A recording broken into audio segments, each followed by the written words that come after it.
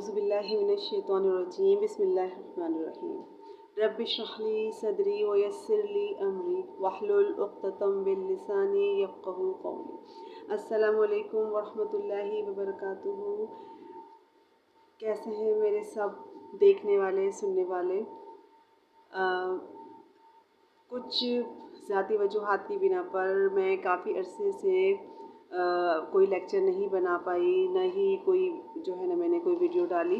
लेकिन अब हम ये सिलसिला दोबारा शुरू करते हैं, ठीक है। इससे पहले मैंने इंग्लिश के जो भी लेक्चर डाले हैं वो आप लोगों ने देखे भी और कमेंट्री दी जो है वो किए।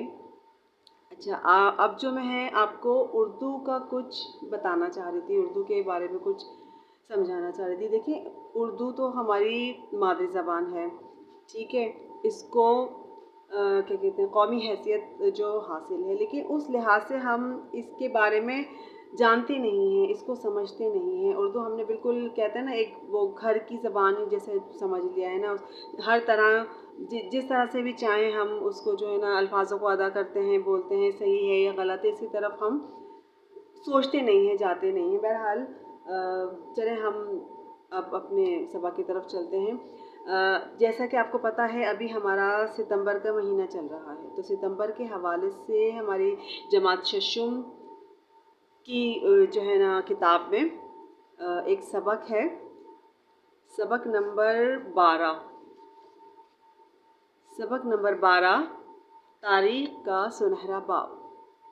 अच्छा देखें, इस सबक को देखते ही, यहाँ पर इस तस्वीर को देखते ही हमारे जहन में बहुत सारे सवाल उठते हैं कि हम इस सबक में अब क्या पढ़ने वाले हैं, इस सबक में हम क्या जानने वाले हैं, ठीक है।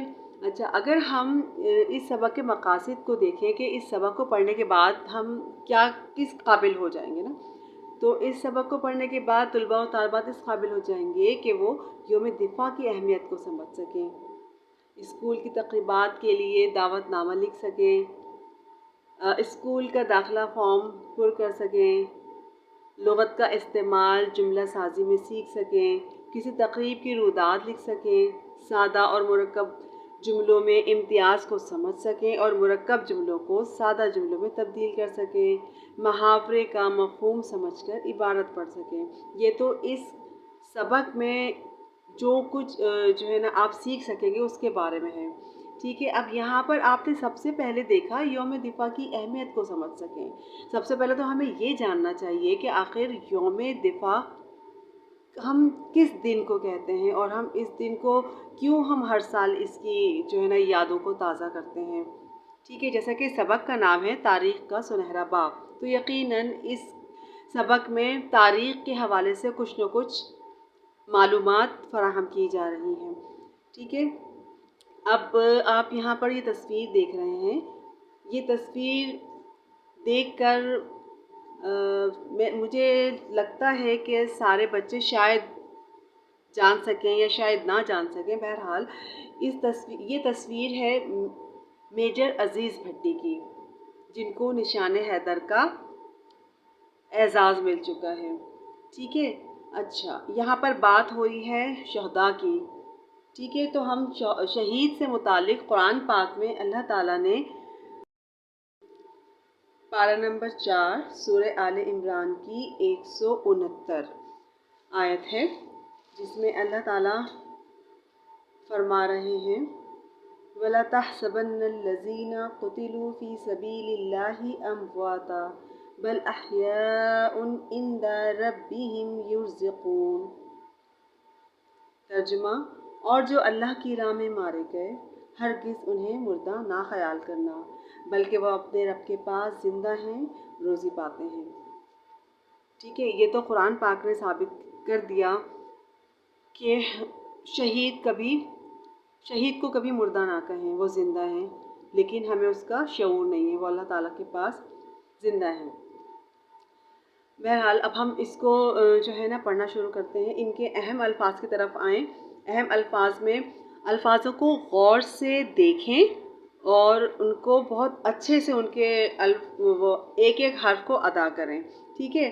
اچھا آج کل پتہ ہے کیا، بچے مطالعے سے بہت زیادہ دور ہیں، وہ کتابوں کو پڑھنا نہیں چاہتے، انہیں سمجھنا نہیں چاہتے، اس لیے یہی وجہ ہے کہ ہم الفاظوں کو بھی نہیں سمجھ پاتے، بولنے میں بھی ہماری مشکل ہوتی ہے، یہی ساری وجوہات ہیں۔ تو اگر ہم اپنی پڑھنے کی عادت کو پختہ بنا لینا، روزانہ تھوڑا سا ٹائم نکالیں، تھوڑا سا ٹائم نکالیں، اپنے جو ہے مطالعے کا مطالعہ کریں، تو اس سے ہماری معلومات میں بھی اضافہ ہوگا، ہمارے ذخیرہ الفاظ میں بھی اضافہ ہوگا، اور ہم تمام الفاظوں کو بہت اچھے سے ادا کر سکیں گے۔ ٹھیک ہے، یہاں پر کچھ اہم الفاظ ہیں، دیکھیں۔ سب سے پہلے ہے نیم دراز، دوسرا ہے حفاظت، یوم دفاع، مسلط، قبضہ، اپیل، تسخیر۔ ٹھیک ہے، اچھا یہاں پر ہم جو اہم بات کرنے جا رہے ہیں وہ ہے یوم دفاع کی۔ صحیح ہے، ہم یوم دفاع ہر سال 6 ستمبر کو منایا جاتا ہے، اور یہ اس کی تاریخ میں کیوں اس کی اہمیت ہے کہ 6 ستمبر 1965 کی جنگ کی یاد میں یہ منایا جاتا ہے۔ ٹھیک ہے، اچھا ہم سبق کو پڑھنے سے پہلے کے سوالات دیکھ لیتے ہیں کہ جنگ کسے کہتے ہیں، کیونکہ اس پورے سبق میں ہم جنگ سے متعلق ہی پڑھیں گے۔ جنگ کسے کہتے ہیں؟ جو دو فریق آپس میں ایک دوسرے کے ساتھ جو ہے وہ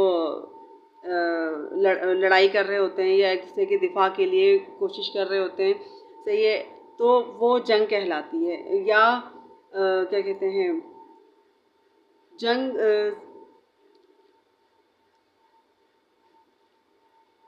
ٹھیک ہے نا۔ اب جنگ میں ہتھیار بھی استعمال ہوتے ہیں، ٹھیک ہے۔ پہلے زمانے میں جو جنگیں لڑی جاتی تھیں وہ تلواروں سے لڑی جاتی تھیں، لیکن اب چونکہ ایٹمی جو ہے نا وہ زمانہ ہے، تو اس لحاظ سے یہاں پر اب جو جنگ ہوتی ہے نا وہ بہت ہی خطرناک ہوتی ہے۔ بہرحال ابھی ہم آگے بڑھتے ہیں۔ اچھا دوسرا سوال کیا ہے کہ پاکستان کے ہمسایہ ممالک کے نام بتائیں۔ ہمسایہ مطلب کہ پڑوسی، ٹھیک ہے۔ اب جو ہمارا پاکستان کا جو حدود اربع ہے، اور ان کے آس پاس مشرق میں، مغرب میں، شمال مغرب میں کیا کہتے ہیں، یہ جو ممالک ہوتے ہیں نا، سمجھ لو وہ ہمارے ہمسائے ممالک ہیں۔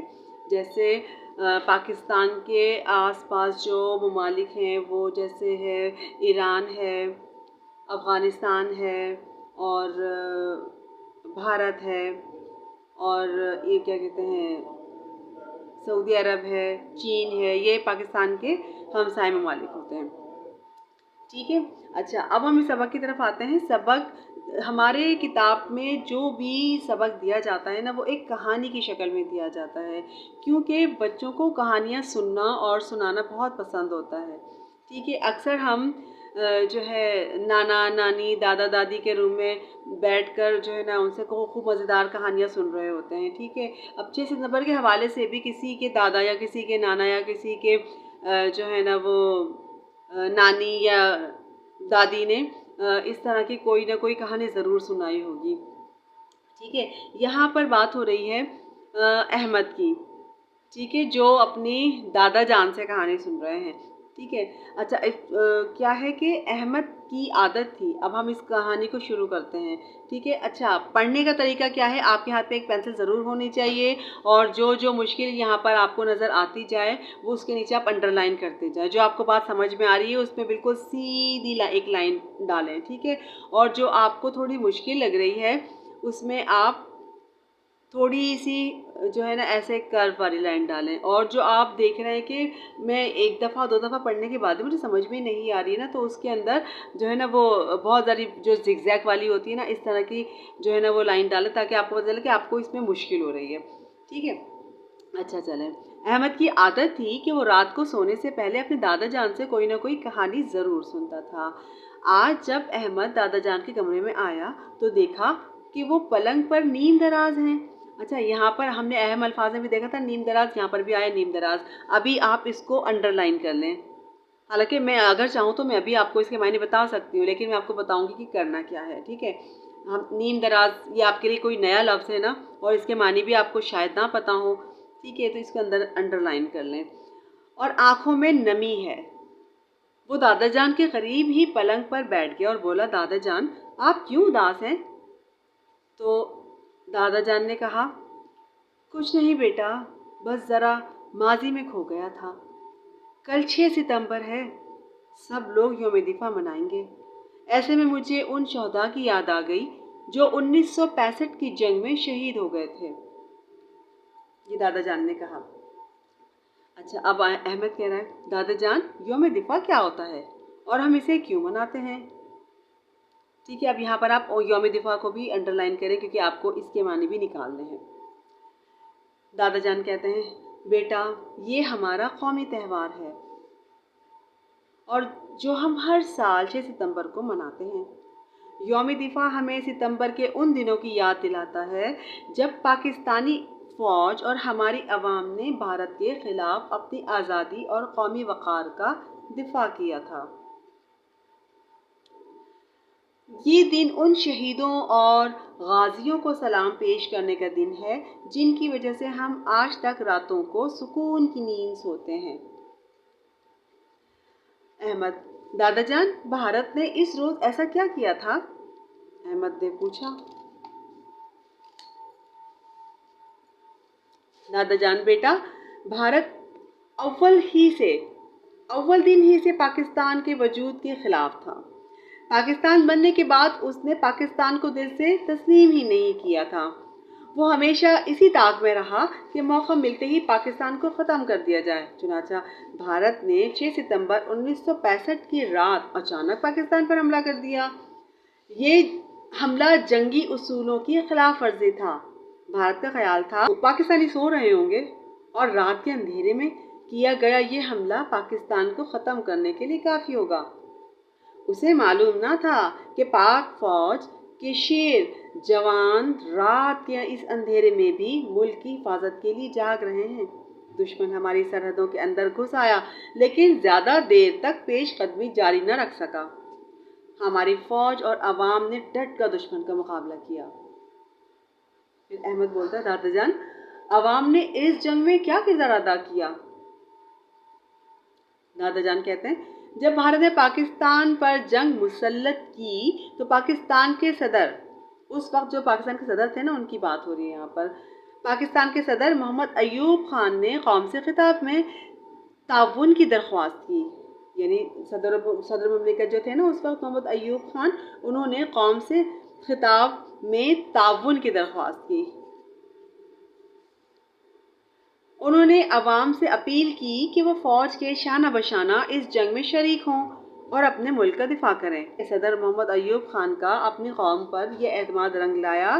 اس خطاب کے جواب میں قوم کا ہر بچہ، جوان اور بوڑھا سر پر کفن باندھ کر اپنی فوج کے ساتھ جنگ میں شریک ہوا اور پوری قوم نے فوج کے ساتھ مل کر سچے جذبے کے ساتھ دشمن کے ناپاک ارادوں کو خاک میں ملا دیا. احمد کہتا ہے دادا جان بھارت اس جنگ سے کیا حاصل کرنا چاہتا تھا؟ دادا جان بھارت لاہور کے ذریعے پورے پاکستان پر قبضہ کرنا چاہتا تھا کیونکہ لاہور جو ہے وہ کیا کہتے ہیں بھارت سے بالکل نیئرسٹ ہے نا. یعنی لاہور ختم ہوتا تو اس کا واگا بارڈر جو ہے نا وہ اسٹارٹ ہو جاتا ہے جو کہ بھارت کا ہے. اچھا، وہ سمجھتا تھا کہ وہ ایک بڑی قوت ہے اور پاکستان اس کے مقابلے میں کچھ بھی نہیں. جب اس جیسا بڑا ملک اپنی فوج اور بھاری اسلحے کے ساتھ پاکستان جیسے چھوٹے ملک پر حملہ کرے گا تو پاکستان اس کے سامنے گھٹنے ٹیک دے گا. اسی سوچ کے پیش نظر اس نے لاہور کے جم خانہ کلب میں متوقع فتح کے جشن کو منانے کا اعلان بھی کر دیا. پاکستانی فوج نے بھارت کے اس جواب کو نہ صرف چکنا چور کر دیا بلکہ دشمن کو ایک قدم بھی آگے نہ بڑھنے دیا. اس موقع پر واگا بارڈر کے محاذ پر میجر عزیز بھٹی شہید اور میجر شفقت بلوچ نے بہادری اور شجاعت کے ایک نئی داستان رقم کی. انہوں نے دشمن کو 5 دن تک نہر کے اس پار روکے رکھا. جب لاہور میں نتیجہ بھارت کی توقع کے خلاف نکلا تو اس نے سیالکوٹ میں چونڈا کے محاذ پر حملہ کر دیا، یعنی ادھر بات نہیں بنی تو اس نے دوسرے جو ہے نا وہ جگہ پر حملہ کر دیا۔ یہاں بھی پاک فوج نے بڑی ہمت اور بہادری کا ثبوت دیتے ہوئے دشمن کا مقابلہ کیا اور ان کے 600 ٹینک تباہ کیے۔ 17 روز یہ جنگ بھارت کو بہت مہنگی پڑی۔ 17 روزہ یہ جنگ بھارت کو بہت مہنگی پڑی۔ اس جنگ میں بھارت کے 9,500 فوجی مارے گئے اور 140 طیارے تباہ ہو گئے۔ ایسے میں بھارت مرتا کیا نہ کرتا۔ اس نے سلامتی کونسل سے جنگ بندی کی اپیل کی۔ سلامتی کونسل کی درخواست پر جنگ بندی تو ہو گئی، لیکن بھارت کو یہ مؤثر پیغام مل گیا کہ پاکستان اسلام کا ناقابل تسخیر قلعہ ہے۔ اس جنگ میں ہمارے جو فوجی شہید ہوئے، ہمیں ان کی شہادت پر فخر ہے۔ 1965 کی جنگ کے واقعات سن کر احمد کی آنکھیں بھی پرنم ہو گئیں۔ دادا جان نے اسے سینے سے لگایا اور بولے، بیٹا 1965 کی یہ جنگ ہماری فوج کی تاریخ کا ایک سنہرا باب ہے۔ اب تم ہمارا روشن مستقبل ہو اور مستقبل کے معمار بھی ہو۔ ایسی ہی داستانیں اب تمہیں رقم کرنی ہیں، اور وہاں یاد رکھنا جنگیں صرف اسلحے سے نہیں لڑی جاتی، اس کے لیے جذبے، جوش اور حکمت عملی کی ضرورت ہوتی ہے۔ اچھا، اب یہ سبق پڑھا، اس میں بہت ساری باتیں ایسی ہوں گی جو آپ کو نہیں سمجھ میں آئی ہوں گی، یقیناً اس باتوں کو سمجھیں گے بھی۔ میرا خیال ہے آج ہم اتنا ہی کرتے ہیں، اور اگلے لیکچر میں ہم اس کی تمام مشق جو ہے وہ تفصیل کے ساتھ آپ کو بتائیں گے۔ ٹھیک ہے، آج تک کے لیے اتنا ہی کافی ہے۔ انشاءاللہ اگلے ہم لیکچر میں ملتے ہیں۔ جب تک کے لیے میں آپ سے اجازت چاہتی ہوں، اور اپنا بہت زیادہ خیال رکھیے گا۔ اللہ حافظ۔